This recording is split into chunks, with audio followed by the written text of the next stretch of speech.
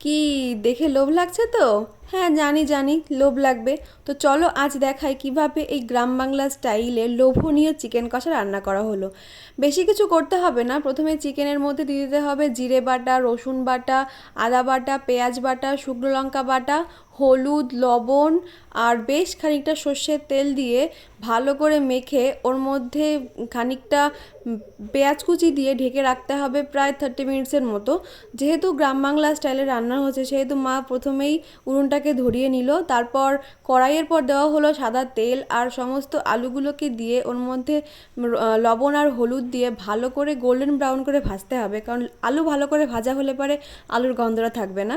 তো তারপর তেলের পর দিয়ে দেবো হচ্ছে জিরে, গোটা মশলা আর পেঁয়াজ, লবণ হলুদ দিয়ে পেঁয়াজটাকে ভালো করে ভেজে নিতে হবে। তারপর ওর মধ্যে আমরা দিয়ে দেবো রেস্টে থাকা চিকেনটা। চিকেনটাকে দিয়ে বেশ খানিকক্ষণ নাড়াচাড়া করে ওটাকে ঢেকে দিতে হবে।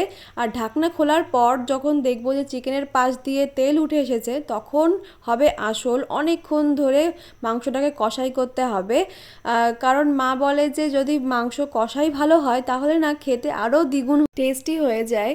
তার মাঝখানে যদি যদি মা তোমাকে দয়া করে 2 পিস কষা মাংস দিয়ে দেয় তাহলে আর কি, টপ করে মুখে পুরে নাও।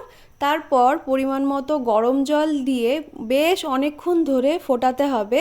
শেষে শাহি গরম মশলা দিয়ে আমরা কিছুক্ষণ নাড়াচাড়া করে মাংসটাকে নামিয়ে নিতে হবে। আর আমি এই লোভনীয় চিকেন কষা সার্ভ করেছিলাম পিঠের সঙ্গে। তোমরা কী দিয়ে খেতে ভালোবাসো জানিও।